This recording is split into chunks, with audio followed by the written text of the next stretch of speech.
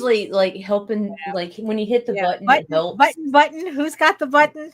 Right? Look at that, just on time too. Right. Oh, there we go. Yeah, we made it.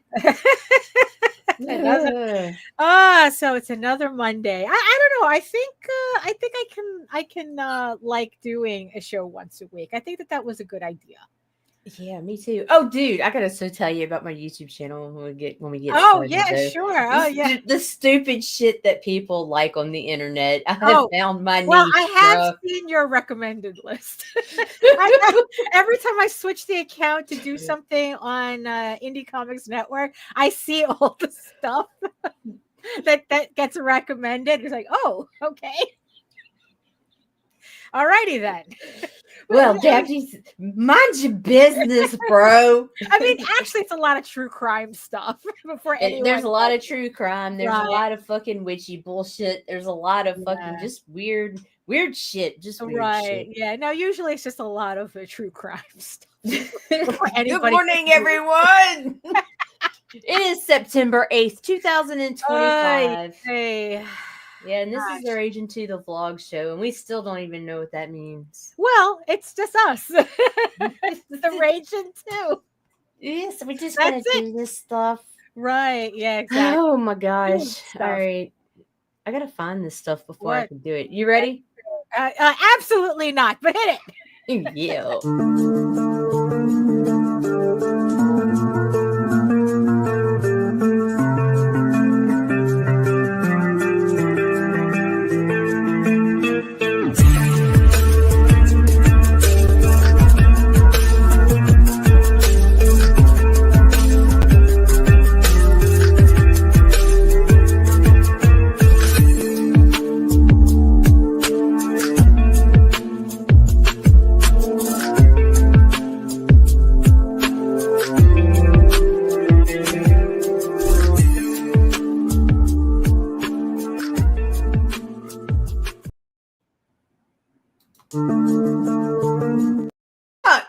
What the fuck? I quit.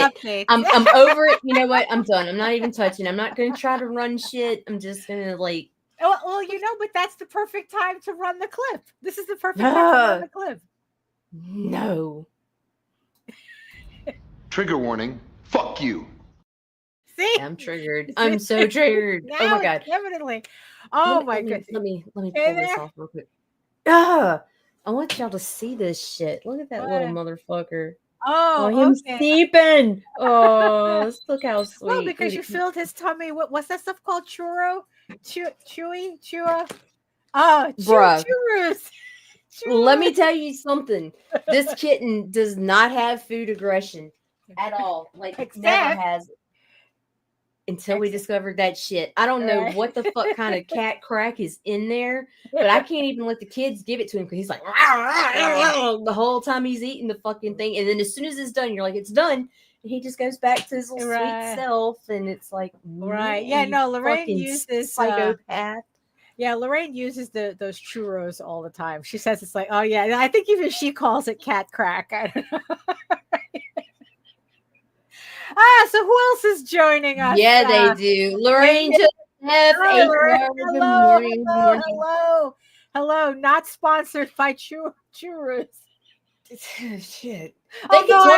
They could totally come over to my YouTube channel and sponsor Toaster. Right. Yeah, I'll take a video of his multiple personalities when you feed him that shit. Lorraine says that churro is actually a Japanese brand. Right. Well, it is fucking crazy because he won't even eat wet food. Like, even his treats have always been dry treats. Right. Like, once he came off the bottle, he just wanted kibble. Right. And so, we tried to get him, like, a couple different brands, even the Crap Fancy Feast, the crap in a can. We were like, okay, surely he'll eat this just because he's a male and you want him to have the wet food from time to time. And he was like, no, I ain't fucking touching this shit. So we were like, saw those the other one day and it was like, okay, let's get a 5-pack. And we did. And it was like, oh, fuck. So now I try to give him one a day, but it's very dangerous time. It takes him 5 seconds to suck the fucking tube dry. Oh, okay. And you've got to hold your hand just right to where you can slide it out because he will grab on. Right. You'd be like, argh. He still kind of has that like nursing thing, except now he has nails for fingers. I mean, he locks in, dude. Locks in. Oh my goodness. And look at that little sweetness. Right. So there we go. A million views right there. That's it. Oh, there you go. So yeah, there's a difference. So hello everyone. Welcome to another edition of the Rage Into the Vlogs show. Starting your Monday on the wrong foot. Or the wrong side of the bed, whatever it is. Oh my gosh. And yes, I see you, our beautiful eyeball people watching us from regions beyond. Thank you so much for joining us. Yes, and if you are joining us from Facebook, please come over to YouTube, join the sexy people in the chat, and keep them company. And while you're here, make sure you like, share, subscribe, and hit that notification bell, and actually stay with us on YouTube, because Facebook is acting up. It doesn't allow us. Yeah, it's like we can't even live stream there anymore. Yeah, it's like it only shows you the stream after we're done. So if you want to actually have a live conversation with us, YouTube is the best place to be. Like I said, you can join everybody in the chat and converse with us in real time. While on Facebook, you're technically getting us on the replay. So that's why we encourage people to come to YouTube. Sad but true. Yes. So hello everyone. My name is Daphne Lage, and I'm a cartoonist, illustrator, and comic book artist from New York. I have been self-publishing comics since 1992, and you know what that means. Just smile and wave, boys. Smile and wave. And I am known for the furry fantasy adventure Tall Tales and my medieval fantasy drama Eagle Raven, Heir of the First Unicorn. You can read both my comics at my website at eagleworks.com. That's EGOWORKS, and Tall Tales, TAILS online.com. And you can check out all my videos on how I make my comics here on YouTube at my channel at Daphne Lage Art. And remember to hit that subscribe button, and to also to tell you who she is. Here's Anita. Tell the people Nita. who you are. I'm Nita. Apparently, I'm a certified Facebook whore. Yeah, it's what I do. I hoe shit. I hoe comics and I hoe dirt. Right. Well, so how's your garden doing? Dude, the dirt sprouted. I was like, holy shit. It's alive. Yeah. So I was like, I was about to give up. I was about to tilt the shit over and be like, okay, the earth is salted. It will never be fertile. And just fucking start from scratch. And all of a sudden, it was like the first sign of life was the chives came poking through the dirt. And then the next day, the thyme showed up. And then this morning, I saw some rosemary. So it was like, okay. So I just need them to take in the front, and hopefully those guys, since they're really sun tolerant, they'll be okay. So they're actually growing where you put them. They are, and I'm like, holy shit. Yeah, because wherever they accidentally spilled, they already sprouted up. Like one of them, the rosemary actually already is starting to look like a rosemary. Right. I was kind of like, damn, dude. Okay, so I just don't have any effort and I just fill my hands with seeds and be like, exactly. I see a metaphor there. Oh, gardening in the South follows opposite schedule than we're all used to. Oh, okay. It does its own thing, really, like for real. Have you? Are you? Would you plant mint? Because I know that mint can be do, but I only container plant mint because mint will take over everything. Yeah, and in a container, you have to rotate the container because it gets so vicious. Its roots will grow under the fucking pot and out the drain holes. Oh wow! Yeah, it will. It loves to dominate. Damn.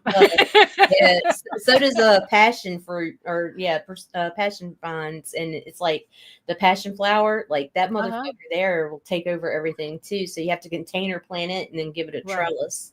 Wow. Okay. That's what I'm doing. Right. Oh, so they're aggressive. I didn't know mint was that aggressive.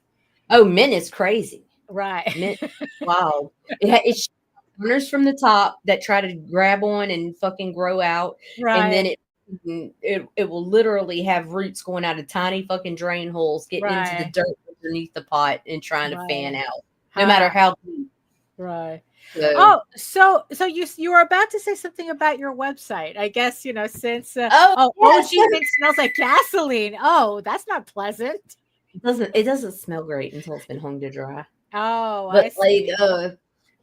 Yeah, my website. Yes, so I fucking did a goddamn reel. And I was kind of like, I fucking put effort into the ones that I put on the fucking Indie Comics Network, and every now and then they'd get a few views or whatever. So I did this half-ass reel because I was making elderberry syrup, and I was taking pictures of the process because I'm doing a journal thing. Right. And I was like, you know what would happen if I just put this to music and threw the recipe on the fucking reel? 2,000 fucking views later. Oh, Jose did joke that you would get more views for your gardening content than for our comic content. The fucking elderberry syrup fucking everybody was like, oh, let's watch this. And then this little motherfucker here, I did I had a whole bunch of baby pictures of him, and I just put him to fucking music and fucking slapped him on there. He's a billion views. Famous now. God damn it, look at this little gentleman with his bow tie. Oh no, that's cute. Yeah. I didn't even realize.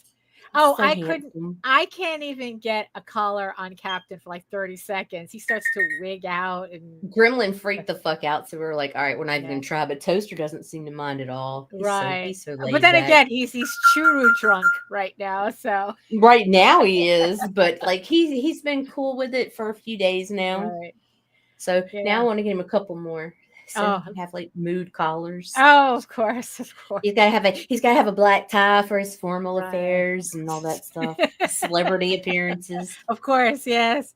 Because I guess that shouldn't surprise anybody that that other content would have more mass appeal than us yammering about indie comics when we decide to do that. Right, and this will be streaming to my channel beginning in January, but I'm gonna do the pre-records to my channel for now because I'm kind of doing an A/B testing to see. Oh, okay, right. So, but yeah, it's just weird because it's like I got the most bogus ass shit on there, and people are like, "Yeah, okay, we dig it." I'm like, "All right." I mean, are people subscribing regardless? Or I have 62 subscribers. Oh, there you go. Okay, because you need a YouTube channel that just fucking came up. Right. So I think you need 100 to be able to customize your link. I think. Yeah, I think so. Right. It's been so long since I set some shit up that it's taken me a minute, and I'm just having to like cruise through it and figure everything out again. I forgot how to customize, and then I figured it out, and it's just like, I know I was able to do this before. Right. I don't know. I mean, I like YouTube. Honestly, out of all the social medias, I like YouTube. It's my favorite. It's just that for me, creating content for it is a little bit challenging.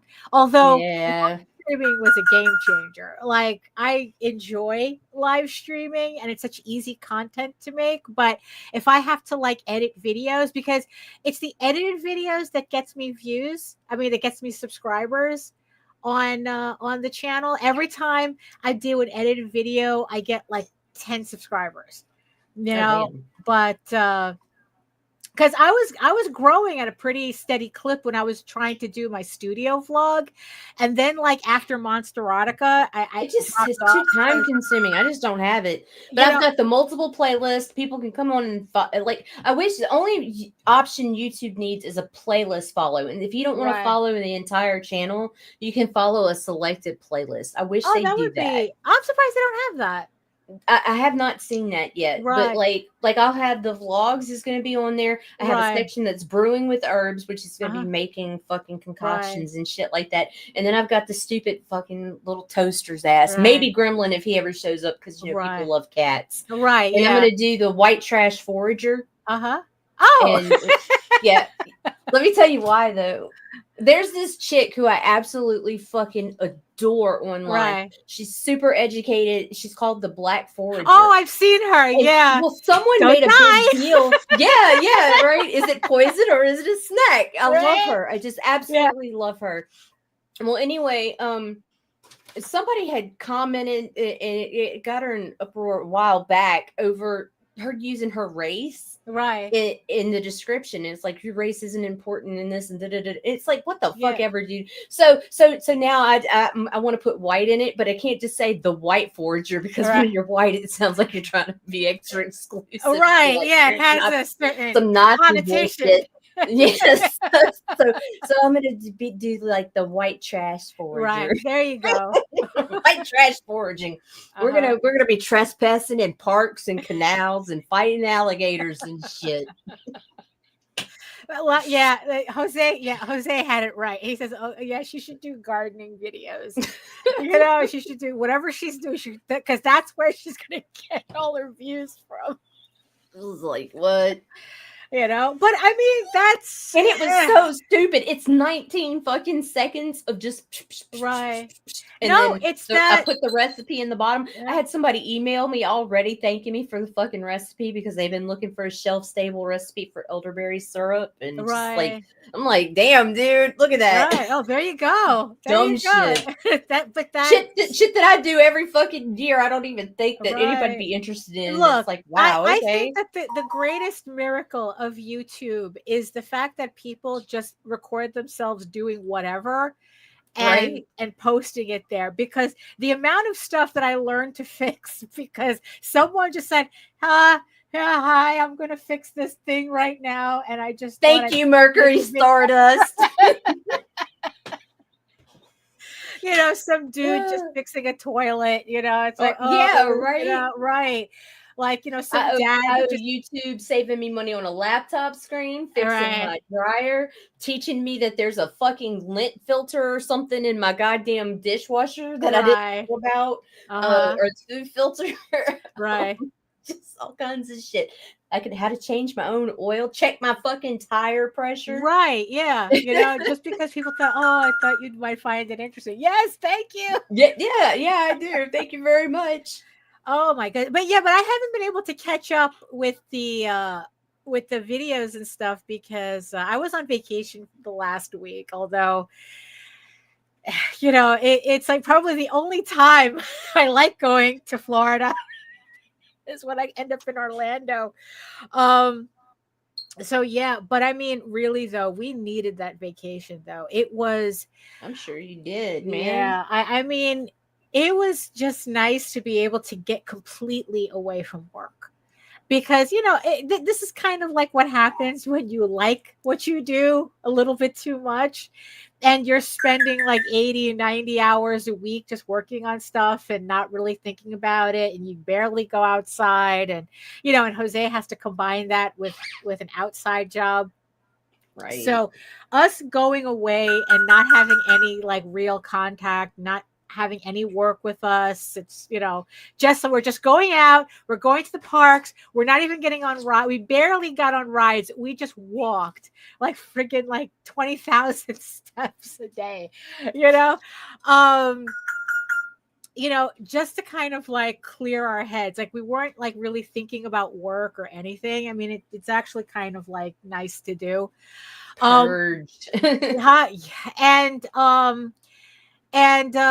So we weren't really keeping up with anything. Like I had seen that you had posted up some reels, but because it's like I'm just like barely checking everything while I'm standing online, it's like I couldn't like really watch anything because it's kind of rude to just play video, because I hate it when people do that when they're watching videos without headphones or earphones. I don't know, for some reason that's a thing now where people are just walking around with their phones and blasting. Like it's bad enough. Like last time I came to see you, the dude next to me was watching porn without headphones on the flight. Right. Like, I mean, yeah, and it's like shit like that. I saw. Yeah, usually it's on the train. And the funniest thing is like they're watching that crap, as if like they might as well just be watching like Seinfeld or something. Like they're all straight faced. What's wrong with you, okay, sir? No eye contact. I mean, really. So so it's So I noticed that you were posting reels because I know that Streamyard did you use the update that that StreamYard had? Or yeah, it doesn't do what I expected it to do. Okay. It didn't change it. It could change it to film it, which means we'd have to be Right. on top of each other on YouTube too. And Oh, it was like, I see. nah. Oh, okay. Oh, so you can kind of like pre-lay out. Oh, money shot. You know, that's a $1 billion belly right there. Yeah, it is. But but it seemed that so I'm a little nervous because this, I think, like on the 10th, Monsterotica is supposed to announce vendor for next year. Vendor. They're supposed to announce who they're accepting for vendors. I still don't think I'm going to get in because I don't cater to that market already. It's like I told them that I'd be making stuff specifically for the show, but I don't cater to it already because a couple of weeks ago, I had been keeping on Threads, it's like I've been keeping tabs on something called like the Book Artist Archive or something, where it's a website where if you do book art, you can get listed on this website, and it's like, and people and authors could use it as a kind of like DeviantArt, where it's like you're looking through like, okay, who's done bookish art and whether they're they're vetted, essentially, And the woman who runs the archive, she had to put out this post, which in the end, I was really glad that she did, where she specifically listed out that she only lists artists who have worked in the book community already. So it's like, yeah, okay, you could be in like offering fantasy commissions is not the same as working on books. And it's like, and I guess you have to have kind of like an already established resume with other authors in order for her to put you in this archive. And they are very specific. Yeah, they're very specific because I guess what it is that they don't want to clog up they don't want to be DeviantArt. That's the thing. They don't want to be DeviantArt. They want artists who, I guess, like really understand the genre that they're working in, which is the book sphere, as opposed to just doing generic fantasy art. And I really appreciated that because I kind of suspected that was like kind of like what they were looking for. And now it was just confirmation. So it's like, okay, so what I have to put in my planning is trying to get in contact with these authors first, get work that way, and then, pretty much just endear myself, try to like get in with authors regardless, It's the reason why that I'm hoping I do get a space at BookCon.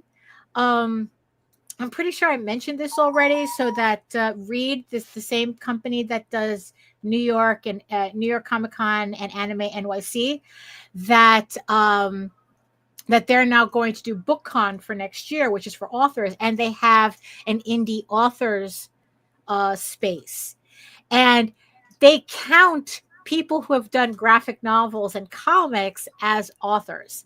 So because I guess like what they want to do is that they want to make a specific book convention that feels like a Comic-Con. It's not, because before those conventions were to the trade only. Right. And now they want to do like a consumer facing, as they put it, a consumer facing convention like New York Comic Con, except for books. So I'm hoping that I get into that and use that to get into other book conventions as well, just to kind of like expand the audience or anything.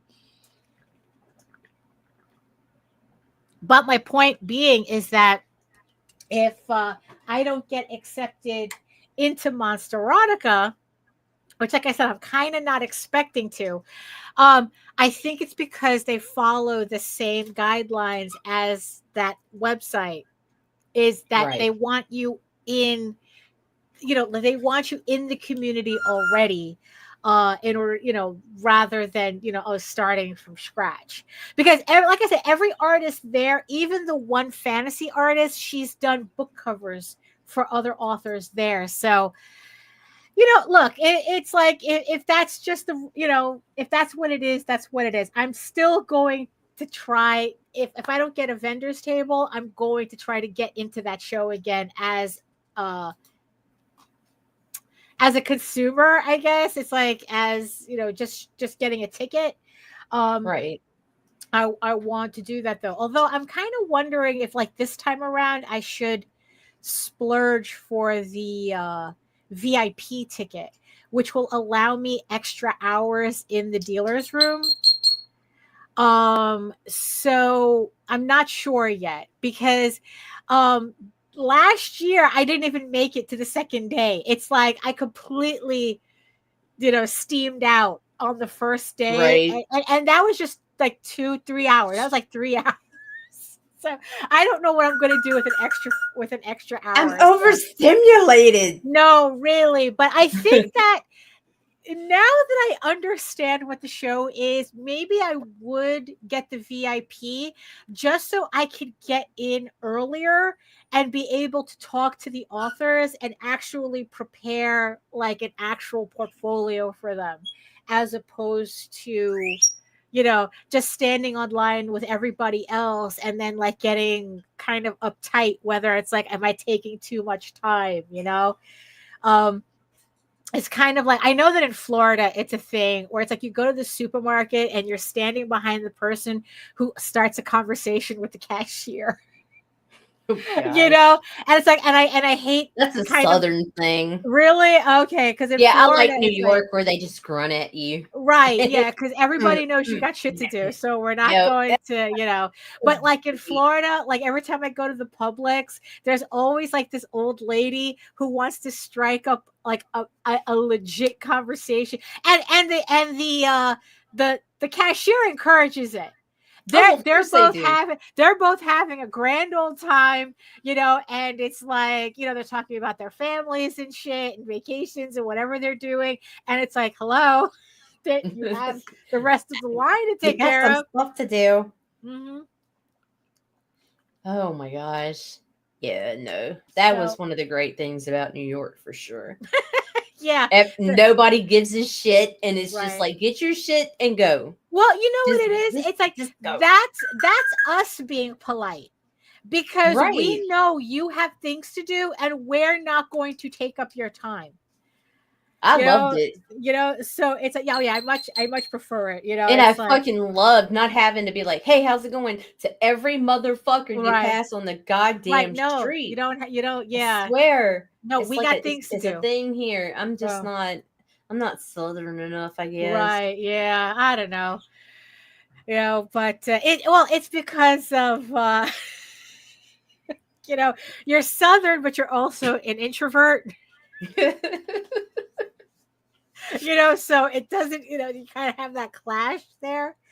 But yeah, so it's like, so and what's funny is that, you had mentioned on the last show, because when I was joking about like not wanting to go back, that once we move my mom back up from to New York, like, you're never going to see us in South Florida again. And you had mentioned MegaCon, but MegaCon is actually in Central Florida, in the Orlando area. It was Orlando. Yeah. And I had mentioned it to Jose, and it's like, hey, it's like, would you consider like going to MegaCon? And he because that's a Disney trip right there. We could do MegaCon. Especially if if we have a car and we drive down, and we're able to take proper convention stuff and stuff. Because if it's one thing I hate, is shipping stuff and having to take it on an airplane. Yeah, because how many times do you have to hear the horror stories of artists losing their fucking supplies and shit? Right. No, like every year there's at least 2. I mean, because when we used to go to San Diego, it was such a hassle. Because it's like, because it's like, not only you're paying for shipping, but the hotel also charges you. So, sometimes depending on the hotel, you're paying just as much for them to accept the boxes and store it for you as you did on shipping.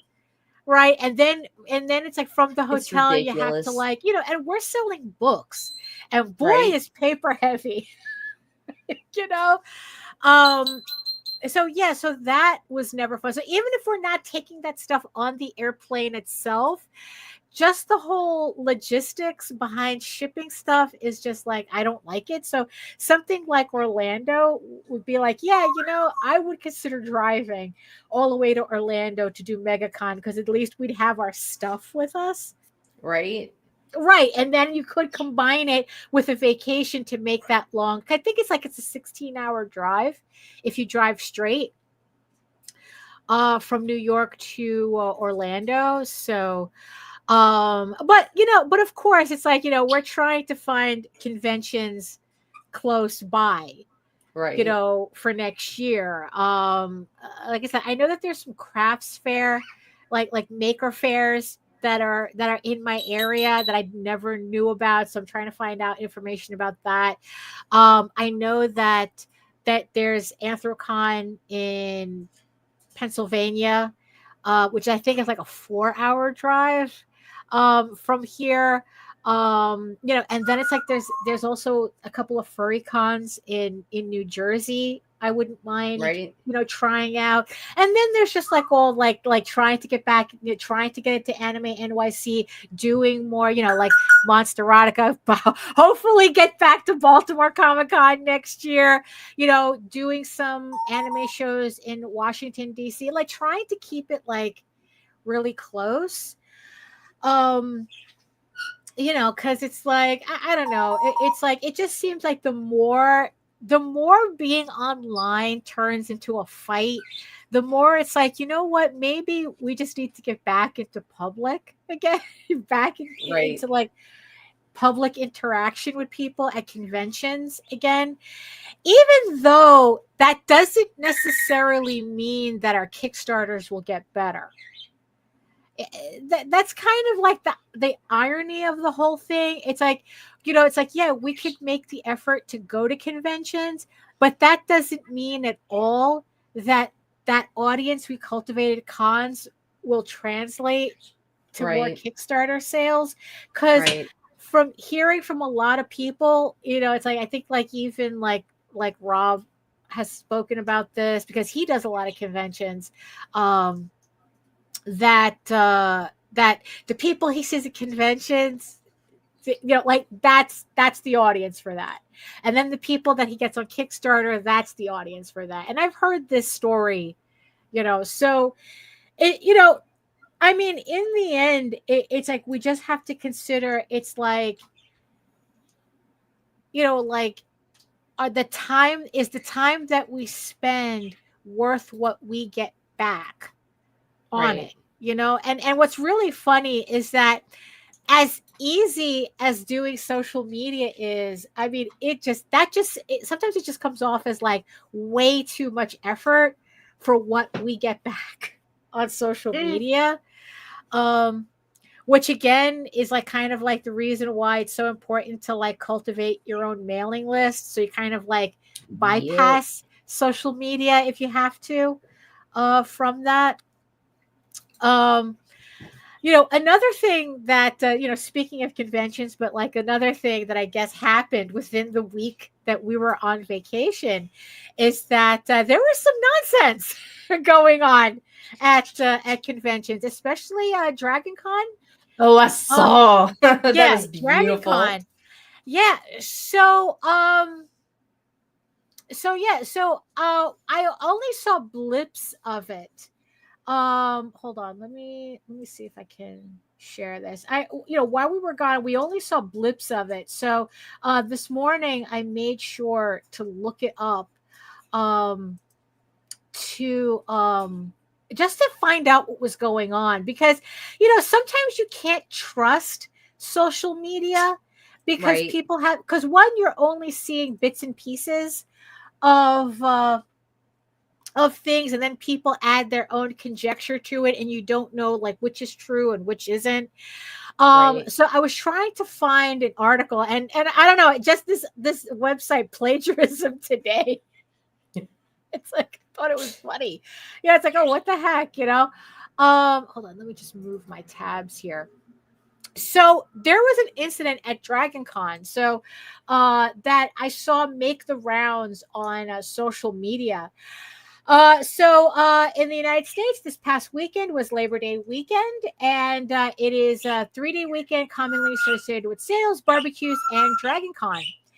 Dragon Con describes itself as the largest multimedia pop culture convention focusing on science fiction and fantasy gaming, comics, literature, art, music, and film. This is also a convention I would like to go to. I think, where's Dragon Con? I think it's in what, Georgia? Is it? Want to say, yeah. I think Dragon Con's in Georgia. Because I confused it with Heroes Con, which is in South Carolina. Or is it, or in one of the Carolinas, Heroes Con, which is another convention I would like to go to. Yeah, it's in Atlanta.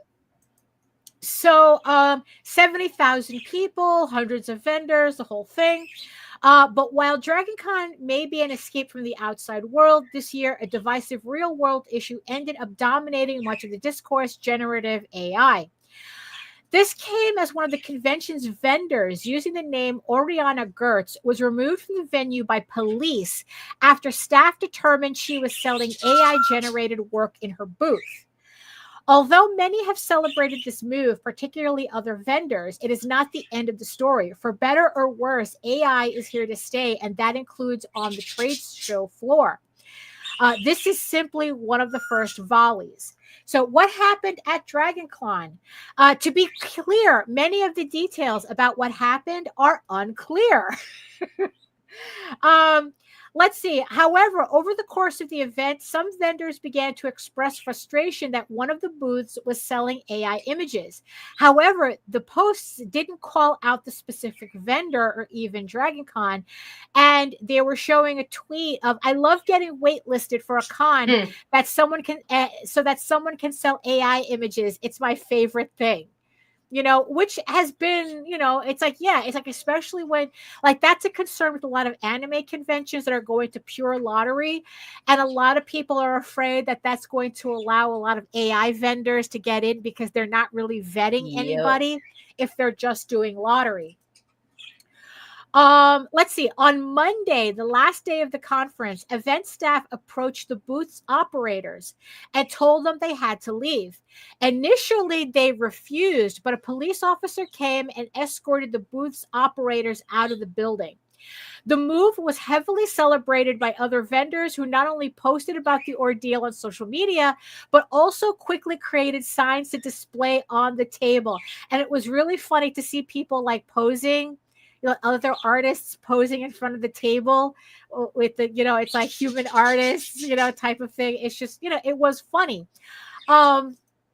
Initially, Gates was not apologetic. She even messaged one business owner, "I'd share a screenshot of my sales this weekend, but don't have to show it. Give any explanations to you losers. You guys are sore because you don't sell shit and will be forever broke. Have fun being a broke bitch." And then it's like, yeah, it's like, oh, and in case you feel bad about charging them back, here you go, absolute trash person. Yeah, so pretty much, you know, this person was going online going, it's like, yeah, fuck you artists, you're just jealous because I made money, hella money at this show and you didn't, and, you know, fuck you all. You know, and I guess like this comment was in reference to, I guess, if anybody bought artwork from her and wanted to do a chargeback on their card. Let's see. However, as of this writing, this woman, because all the photos I saw was of a guy, so I thought it was a guy selling AI art, but I guess it's a woman who's the front, you know. Right. Maybe the guy was a helper or they were just in on the scam. Well, that was my understanding, is she was on a bathroom break or something. Right. When the shit first hit the fan. You know, and okay, it was unclear how DragonCon determined that Gates used AI or why it took until the third day to remove the booth. It is also unclear if DragonCon's vendor agreement, which is different from, I guess, whatever artist alley they have, there strictly forbids the use of AI. In one article, the organizer stated that Gates had misrepresented her work as original, leading to the dismissal. Although vendors and other artists have largely celebrated the decision, much bigger problems remain. As this isn't the first time that DragonCon has had to address AI. Last year, which I think I kind of remember this, as part of the Dragon Awards, artist Cedar Sanderson was abruptly removed from the finalist list following allegations of using AI.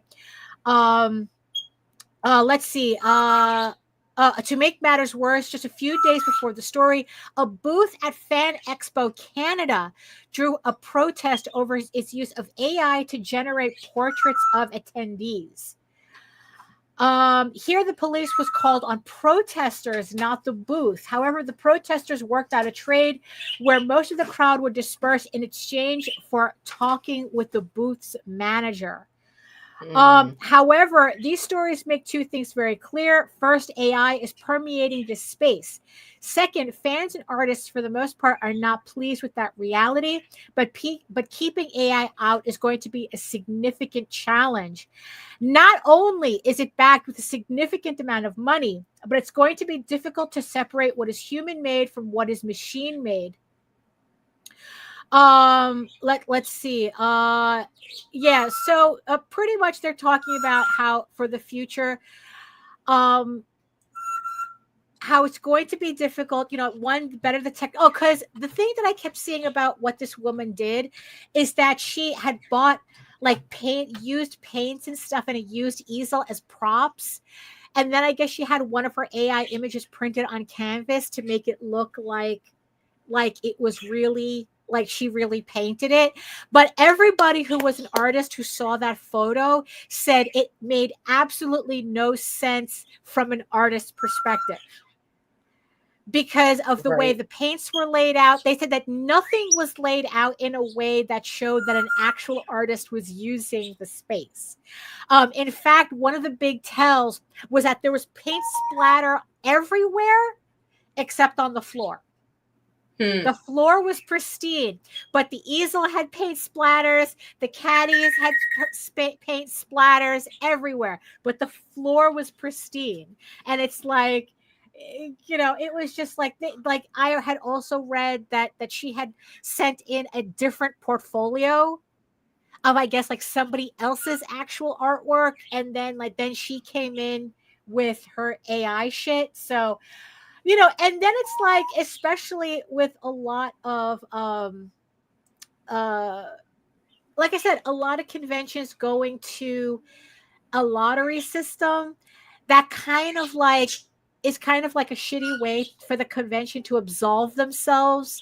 Well, this was lottery, we didn't have to look at anything. So if there's someone selling AI there, that's not on us because it was a lottery and whoever won the lottery got the space, right? So you have a lot of conventions doing that. But then it's like also a reality of the situation, right? Is that because it's like also it's like in general, I'm beginning to see like also other artists start to use AI in their work.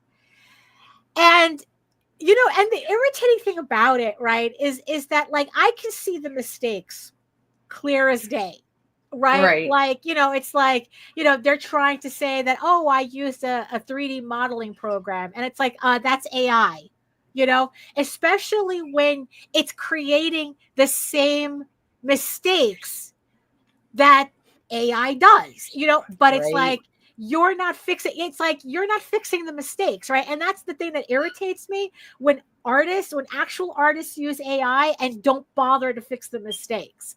But then again, that's usually because the AI is creating work at a skill level that is way above their ability to fix it.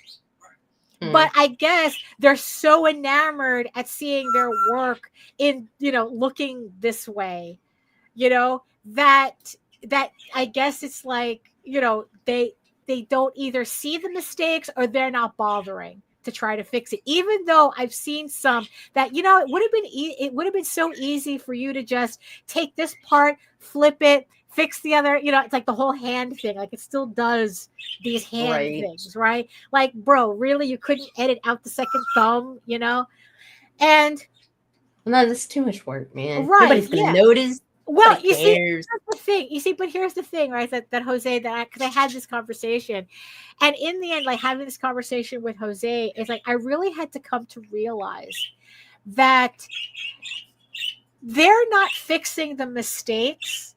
Well, one, because they probably don't know how, because again, it's above their skill level to fix the mistakes, right? But in the end, if an artist is using AI, it is not.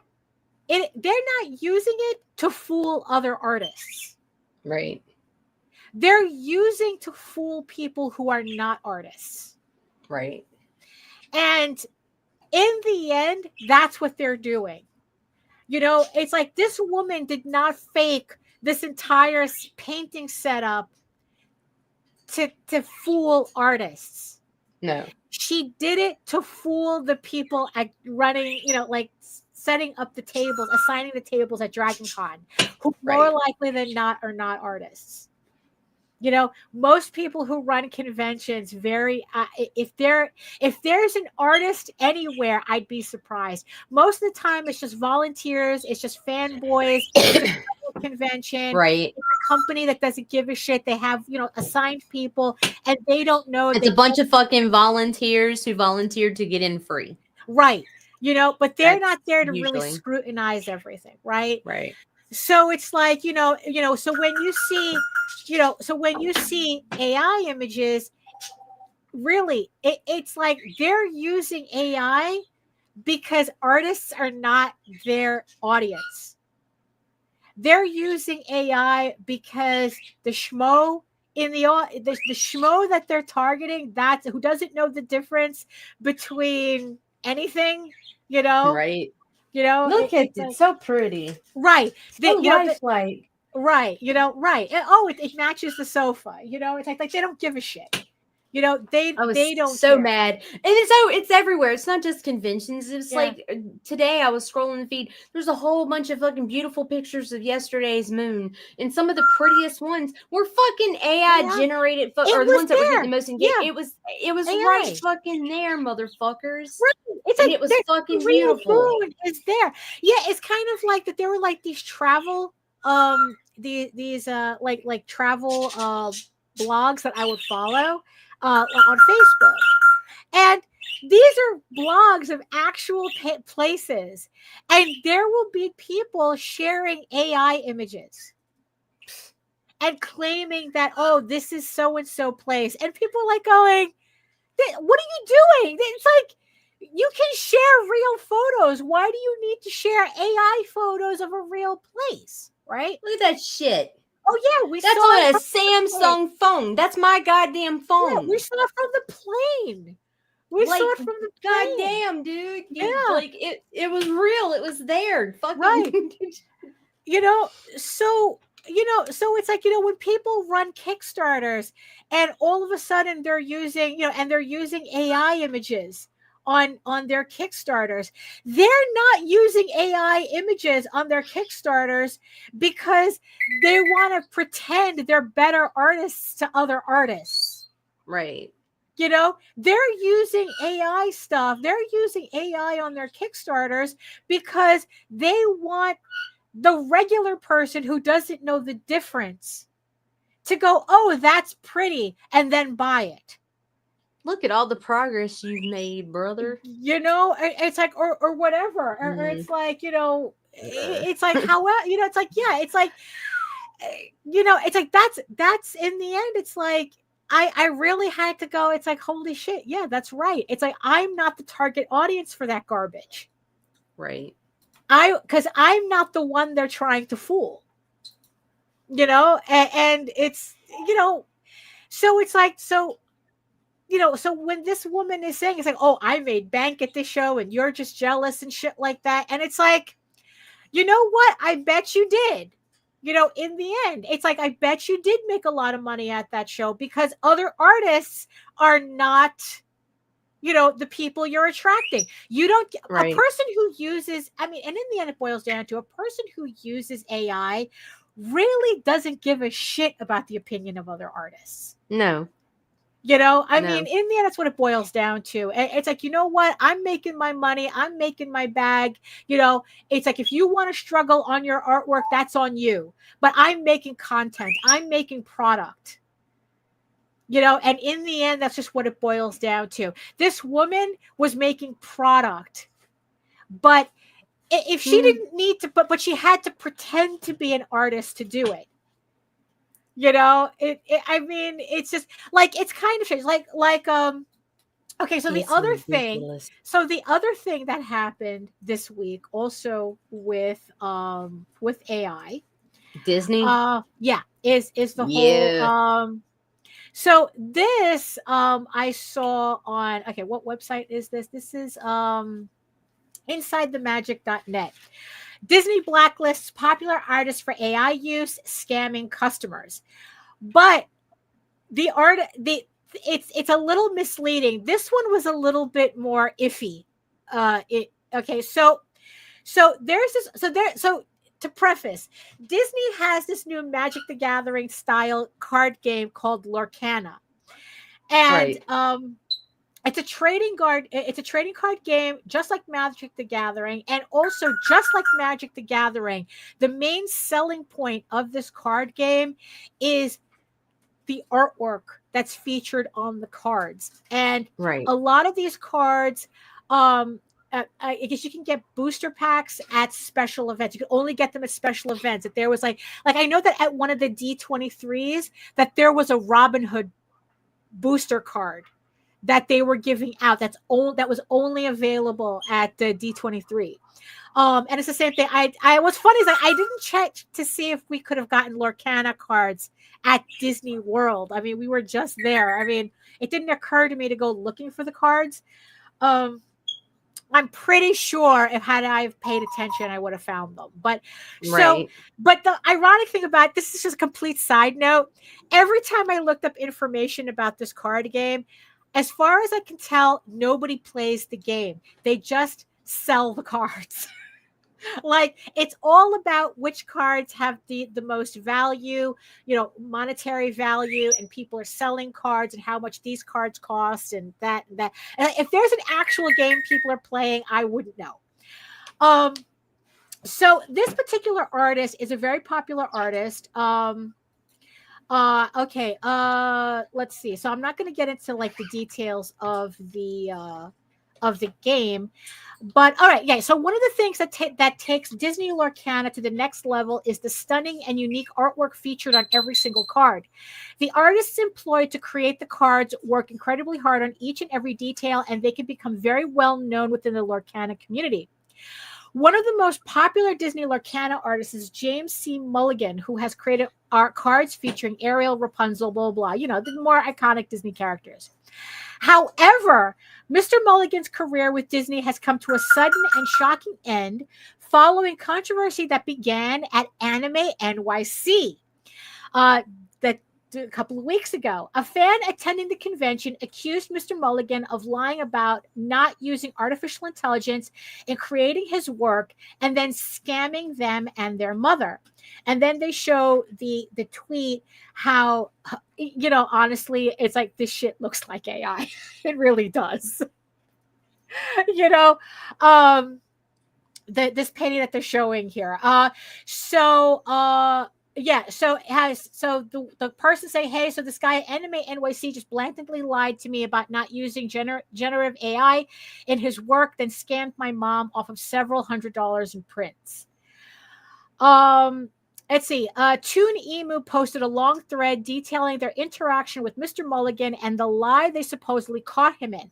According to the Twitter thread, Toon Emu asked to see his process and how he creates the images, being particularly excited after he says he used the same program they do, which happened to be Procreate. And what I learned from another article is that in Clip Studio, you can record, you can choose to record your time lapse, but you have to turn it on. But it seems that in Procreate, it's automatic. So if you're using Procreate, it's automatically recording your process. So once this person who bought the prints realized the guy used Procreate, he asked to see the time lapse replay so they can see the image creation from start to finish. But Mr. Mulligan said he did not record one. That comment led Toon Emu to believe that Mr. Mulligan was being dishonest about using AI in his creations, as the software he claimed to use automatically creates a time lapse video. Toon Emo said that they offered to show him how to access the time-lapse videos, but Mr. Mulligan allegedly got angry and told them to leave. In the long thread, Toon Emu also revealed that Mr. Mulligan's wife had denied the accusation and also threatened them with legal action. Mr. Mulligan also refused to show the time-lapse video to another fan, saying that he's dealing everything through his lawyer. Mr. Mulligan's wife was not the only person to see the viral thread. According to one comment, someone who works for Disney Lorcaana was disturbed by the accusations and said they would bring the claims to their creative director. And it says, I actually work for the company that makes Disney Lorcaana, so I will be bringing this up with my creative directors. We have a hard policy on no AI art in our games, and they will able to assess further. Now, the rest of the article talks about the guy was blacklisted, and then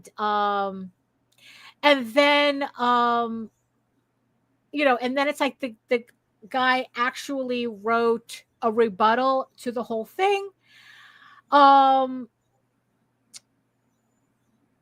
Saying that, that he can't help it if programs say that his art is AI because it's not, and blah, blah, blah. I mean, I remember Colleen Durant says that if you run her artwork through an AI detector, it'll say that it's AI, but she goes, yeah, of course it'll say that because because AI they trained that shit on my shit. So it could be that this is the same thing, that the AI got trained on his artwork, and that's why it flags as AI, because it trained, but I don't know, because the piece that the guy shows in his tweet, the shit looks like AI. There's just something a little too different. Look at the fucking windows in the background. The background and the way the character is rendered. It's a little, it's just a little sus.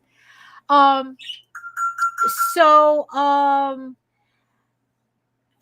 he also says in that article that some of his work from 2014 showed up as AI, right? But there's no way, right? Yeah. So then there was another article on Screen Rant that kind of gives a different story, saying that so on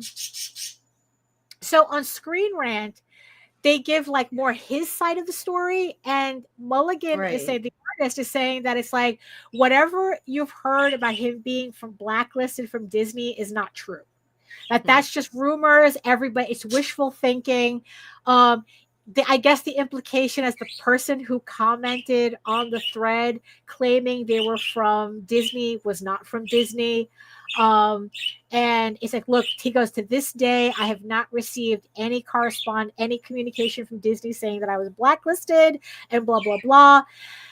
And then, and then it's like other people are rereading his stuff going, so he claims he doesn't use AI. Yeah. It's like, okay, he's saying he doesn't use AI on the stuff that he does for Disney, Disney directly, but he doesn't really clarify that he doesn't use AI on everything else.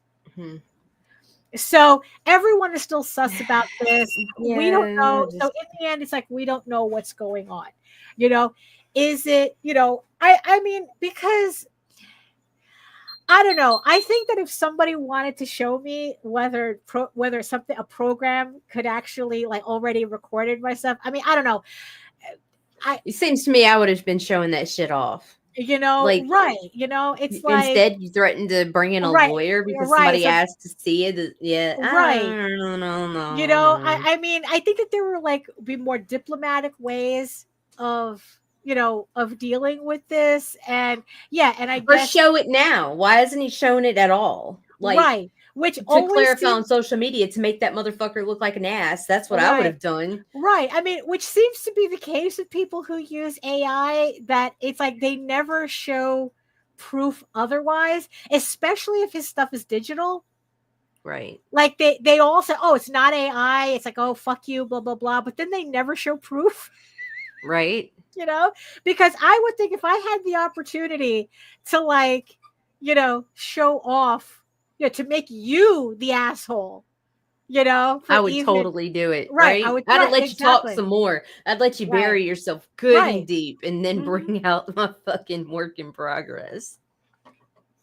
You know, because again, it's like, but yeah, but that's kind of the thing. So, you know, the funny thing is that when me and Jose first heard the story while we were at Disney, Jose had brought up a good point that if Disney blacklisted this guy for using AI, the only reason they really would have blacklisted him was because they paid full price for what they thought was original artwork. You know, that if Disney had done their own AI shit in-house, they would have just, like, not cared, you know. But which is kind of like the funny thing about, like, a lot of the arguments with AI, that it's like that these people who get into AI, right, they all talk about, oh, artists get all the money and the clout, and now I'm going to do it, right? And you see, the funny thing is that companies are not showing interest in AI because they want to pay you full price for 5 minutes of work. Right. You know, it's like if Disney is going to pay full price, they want actual artwork. If you're going to use AI, you're not worth the money. It's like we would be doing that shit ourselves if we were going to let you get away with AI type of thing, right? Right. And I don't think that's their bag anyway, because I noticed that they're now hiring again and starting to train 2D animators. Right. Yeah, because what happens is that AI, as these tech bros try to sell as an industry, it was all smoke and mirrors. The technology does not perform the way they claim it does. As I read in another tweet, if a company really could make the next Grand Theft Auto in 6 weeks, you wouldn't have access to this technology at all. Nope. You know, it's like you're telling me that you could make the next $1 billion franchise in 6 weeks. They wouldn't need to force this technology on us. The big companies, the studios, they would be hoarding this technology. Yep. And just pumping out pumping out, you know, Disney would already own Midjourney. Right. You know, I mean, it's like, instead of suing them, just like with Warner Brothers, they're suing, you know, it's like, you know, that's the thing. But, you know, that's why whenever they show, like, oh, look at this movie that AI made, it turns out that it's all fake. That maybe AI was like just like a tiny bit of it, and then the rest of it they had to actually professionally edit and put together. But it's like, but they're trying to claim that, oh, this is what AI did. No, AI did shit. Have you ever watched a totally AI rendered movie? No. Like, we did it for shits and giggles one time, high as fuck. Oh my god. We're not there. I know that, like, Jose, they sit there and they say, oh, we've come all this way. No, bitch. No, you didn't. No, you didn't. No, you didn't. No, you didn't. You know, so you know, so it's like, so it's like, so they say that it's like, oh, it's like, it's just like this lady at Dragon Con, that it's like, yeah, she was using AI, but she was desperate to pretend that she was an artist, because if she was just outright saying, yeah, this shit's AI, I'm not going to pay $500 for a canvas of an AI printout. Or is she clay? I'm not going to do that. Nobody's going to do that. It's like, you did it in 5 minutes. Why the fuck should I? You know, I mean, what's really funny, as much as artists hate getting told, oh, I could do that, right? The funniest thing with AI is that you literally can't say, I could do that. Why do I need to pay for an AI image printed on canvas when I can literally do that.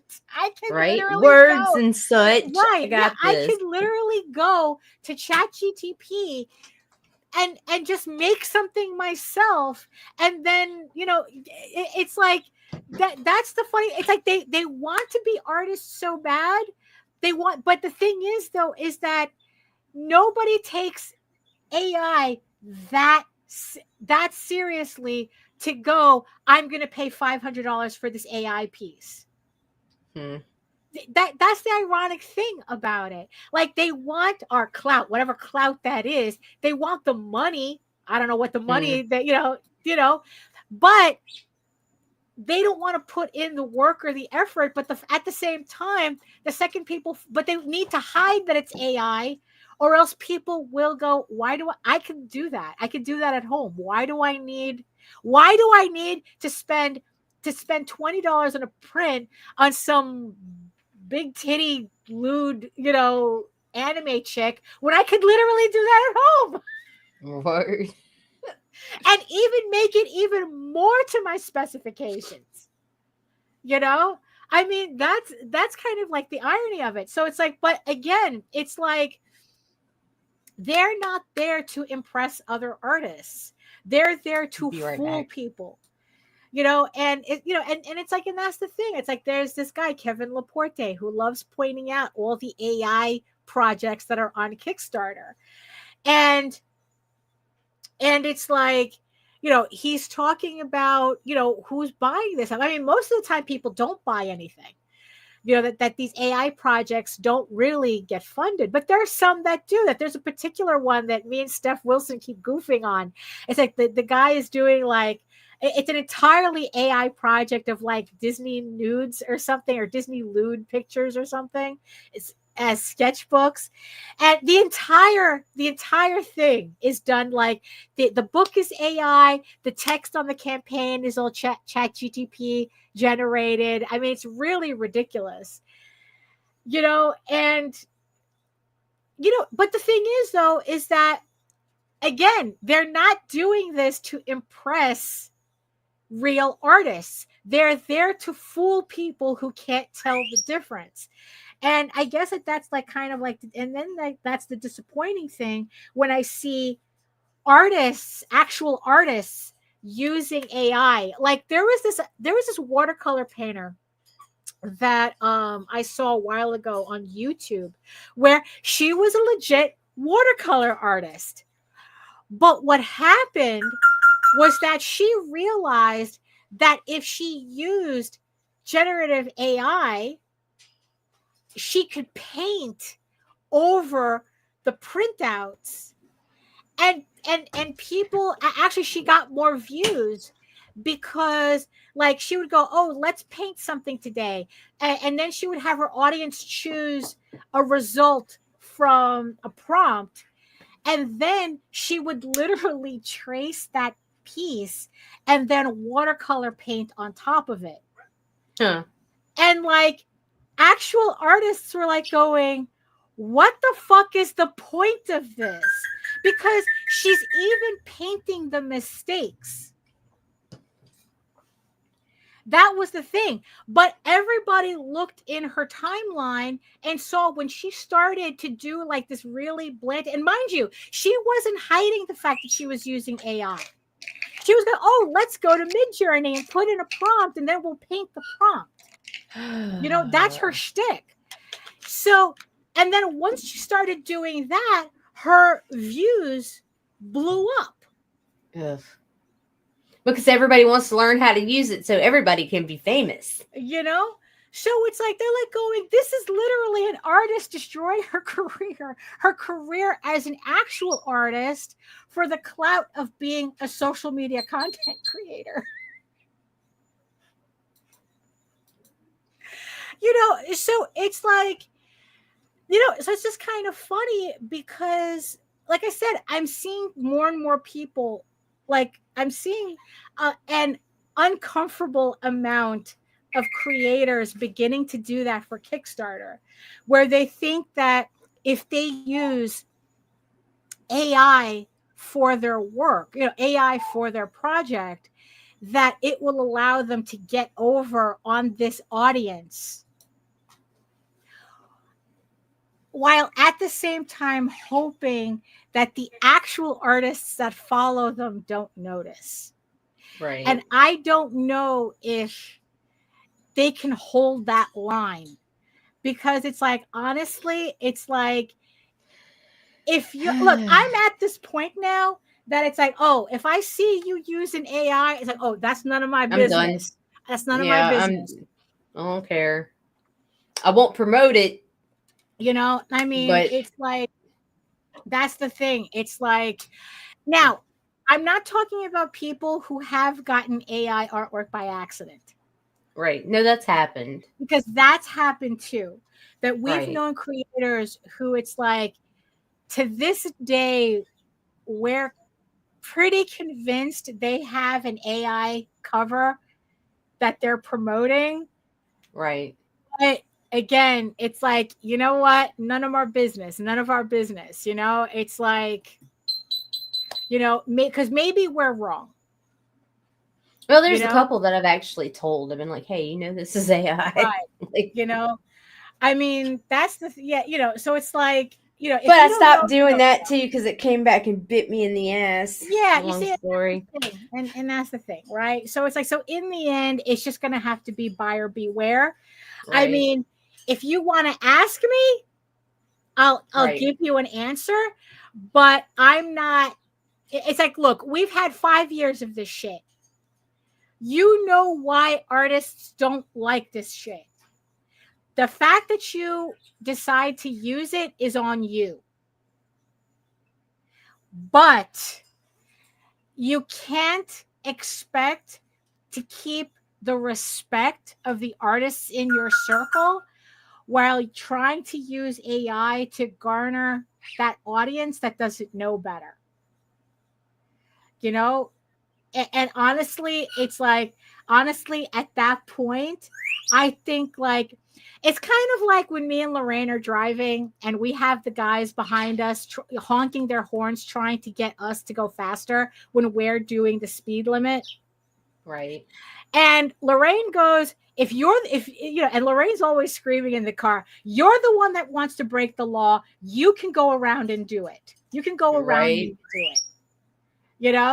And it's like, especially like when they combine certain things, like, because like if we're on a shoulder and like we're next to the shoulder, like we're on, which is technically a slower lane anyway, and the guy behind us is honking, and Lorraine will go, look, if you want to break the law, go ahead and break all of them and go around on the shoulder.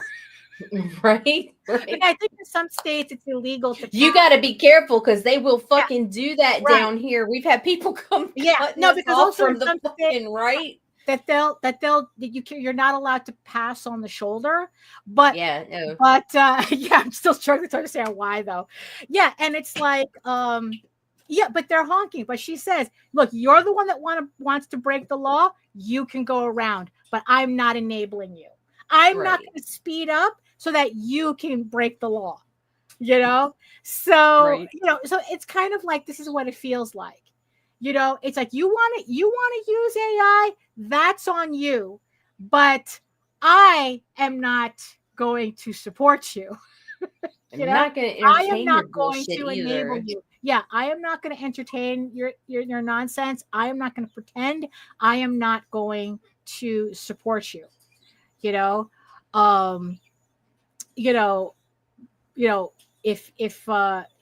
you want to do that. And it's like, and honestly, and at that point, you might as well just outright say you use AI and just go all the way. Like don't even. Why not? It works for some people. Don't try to fake it. Everett Hartsoe could give a shit. Yeah, Everett Hartsoe, fucking AI using motherfucker, and his whole family. Could give a shit. Like, his whole family. They could give a shit. Family. They could give a rat's ass. And they like this with the monies. Right, exactly. But then again, this is also Everett Hartsoe, who built his career, for 30 years. It's like, so you know what? But in the end, that's on him. I don't have to respect Everett Hartsoe as an artist at all. But does he give a shit? No, because again, his intention is not to impress other artists. His intention is to make money. And if AI allows him to make money, that's what the fuck he's going to do. And it's like, okay, none of my business. None of my business. And now everybody's going to have a book coming out looking just like his. And there's not a goddamn thing he could do about it. You know? Oh, here's a funny thing, though. Not related to comics, but the attitude might end up, right? So especially with the way, especially if AI in 10 years from now, the high beam trick is very nice. Lorraine has this really funny high beam trick. So it's like, because at night you always have the assholes who high beam. Give it back to them in their mirror. Yeah, that's what she does. It's brilliant because she's driving, asshole behind us, high beams. All I see is Lorraine, like it's like Star Trek shit. Lorraine's just looking straight. She flips. She does like a slight flip to her mirrors. And then within seconds, the guy behind us is going around. And I go, what the fuck did you just do? And she goes, oh, if I just hit the mirror angle a certain way, it bounces their high beams back into their eyes. I mean, granted, you're kind of risking an accident there, but then again, so are these assholes. So are they. No. They're trying to blind you. You're just returning it. That's my favorite trick. It's like, so I thought it was really funny because every time she did it, they went around immediately. It was like immediate. Good morning, Michael. They would go around. So Taylor Swift. Oh Lord, what the fuck, Daphne? What? So Taylor Swift found the himbo of her dreams, and they're getting engaged. They're getting engaged. So they're getting married, and they got engaged. Seems that there is a significant story behind the engagement ring that what's his face, Mr. Taylor Swift gave. Mr. Taylor Swift. Look, right. That's going to be his name from now on. He's just going to have to get used to that. It's something. Mr. Taylor Swift, Mr. Football player. Taylor Swift. So the whole story about lab-grown diamonds, right? So for the past several years, lab-grown diamonds have pretty much perfected the process where it is indistinguishable from a natural diamond. Yeah, exactly. They're indistinguishable from natural diamonds. Right. And because it's the same process, the technology now just speeds it up. Now, everybody also knows that De Beers is a monopoly that artificially inflates the price of diamonds, of the value of diamonds, by hoarding the supply. Right. Diamonds are not valuable. If diamonds were allowed to freely go into the marketplace, and these are natural diamonds, there's so many of them that you would be finding these shits in a natural history museum gift shop. That's how common diamonds are. It's De Beers. It's the De Beers monopoly that makes you think that it's a valuable thing. It's not. It's far from it. If you want an actual stone with value, it's rubies. But diamonds are not it. Those shits are souvenirs at a museum. They are not. They don't have any value outside of their controlled monopoly. So lab-grown diamonds is a direct competitor to that. And now, because of that, De Beers has been scrambling, trying to figure out how they were going to control their market share away from lab-grown diamonds. Because if you could just create perfection each and every time, where is the value in a natural diamond? If now anybody can just buy a lab-grown diamond. Now, mind you, I think the cost of a lab-grown diamond is still expensive from what I hear. It's not like you can buy them in a natural history museum either. But the thing is, it's significantly less and you get the exact same quality. You know, we're not talking about diamonds from Shein, you know, but we are talking, you know, say if Swarovski were dealing in, instead of crystals, they were now dealing in lab grown diamonds. I think it's kind of like the equivalent, you know. Right. So they finally figured it out with the Taylor Swift engagement diamond. Hmm. So the diamond that Taylor Swift has in her engagement ring, right, is it's kind of like this weird oblong stone that's cut, that has a pre-industrial cut, which means that it was cut before modern tools, diamond cutting tools, were created. Right. So what that means is that the diamond is a flawed diamond, because it's not cut to perfection, because they weren't able to at the time. Right. So I don't remember if it was a diamond that dates back from like the 1800s, but it's an antique piece of jewelry. In the end, it's what it is. It's an antique piece of jewelry, right? So the fact that Taylor Swift is wearing an antique diamond with known visible flaws, that's the angle that De Beers is going for in terms of protecting their market share. Because in a world where anyone can now buy a flawless diamond, imperfections becomes the flex. Oh, look at this. I love how you brought that around. Imperfections becomes the value, becomes what makes the value. The story behind, because there's also like a historical significance of that diamond. The story behind the jewelry becomes the value, not the diamond itself. Right?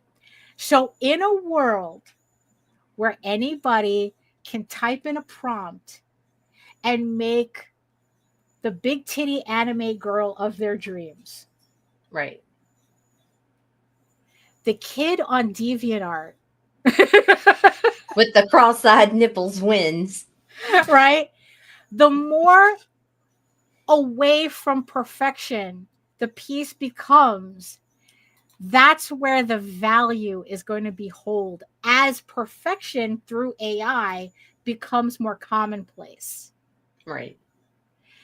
So that means that it's all going to come around, where it's like the more people have access to AI, the more original artwork done by hand, even with a time lapse, quirks and all, the quirkier the artwork, the better.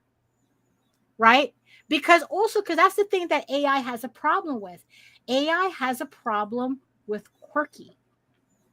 AI has just like lab grown diamonds they cannot produce flaws. AI has its own flaws, but it's not a stylistic quirk. It's a bug in the program. Human artists, the quirkier the better. The quirkier the artwork is, the better. So the value in art is going to circle around the more AI becomes prevalent.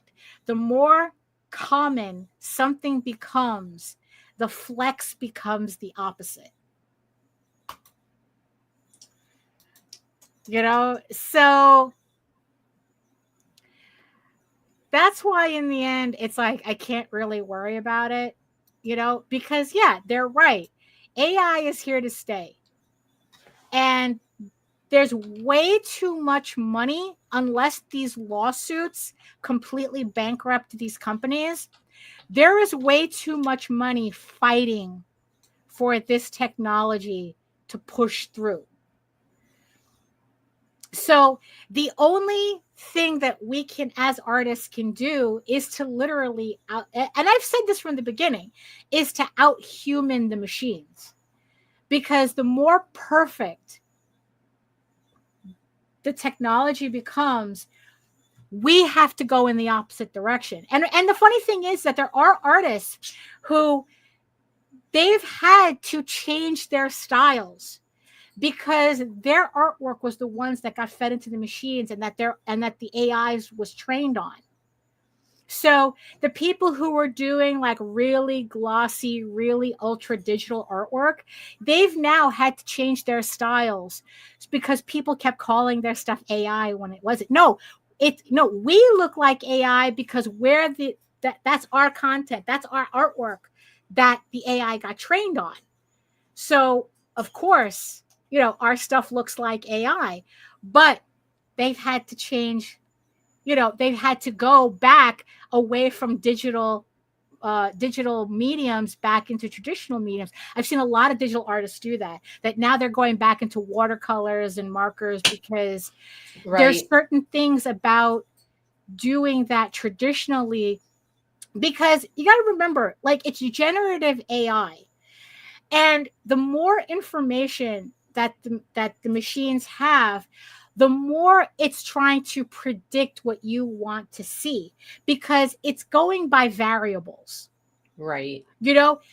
It's cranking out glossy, really like this oddly glossy artwork because it's seeing that's what people want. That's what people are feeding into it. That's what people want. So that's what it gives you. Right. It's like, it doesn't do the Ghibli style because nobody wants it.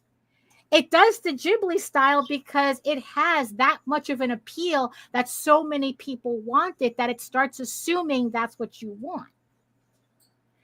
So the weirder and quirkier your style is, the more the machine doesn't know what to do with it because it's not enough data. There are literally artists that it cannot copy because there's not enough data, i.e., it's not popular. It's not popular enough to tell the machine that this is what people want. This is what people want. Right. So I guess moral of the story, be a flawed, be Taylor Swift's diamond. In a world of lab-grown diamond, unable to be imperfect, be Taylor bitches. Be Taylor Swift's diamond. Embrace your flaws. Now, mind you, I'm not saying don't study your craft. Still study your craft. Still practice. Still chase that moment when art rules finally click. And you move up the next level, you move into the next level of your stylistic journey, right? But you know what? But I guess, like, the more you embrace, your flaws and your style, and actually your inability to be something, just like Taylor Swift's diamond cannot be a perfect diamond. That's what's going to give you your edge over AI work. Because it's like, look, in the end, you're not fooling anyone. It's like, you know what? You're not fooling anybody, so you might as well be proud about it. Yeah, it's like, yeah, I don't draw like, yeah, sure, you can do that prompt in 5 minutes, and fake your way or whatever. But you know what? At least my brain is not turning to slop with AI psychosis. So yes, moral of the story, everybody, be Taylor Swift's diamond.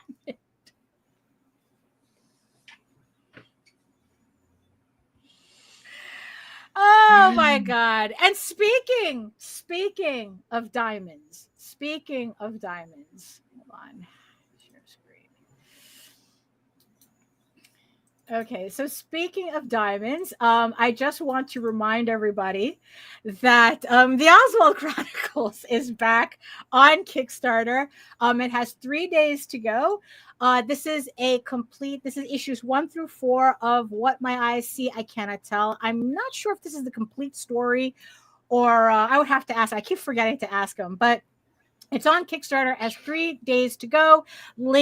All the links are going to be in the chat for anybody who wants to check this out. Also on, hold on, where's my cursor? Hold on, I lost my cursor. Hold on. Okay. Also on Kickstarter, we have Snowball by Rob Multari. This is the complete story, issues 1 through 4 of the adventures of Snowball in her own story. It's a prequel to Nightwolf, which tells the story of Snowball and how she was a young Scottish woman who found out that she was a werewolf, and hilarity ensues.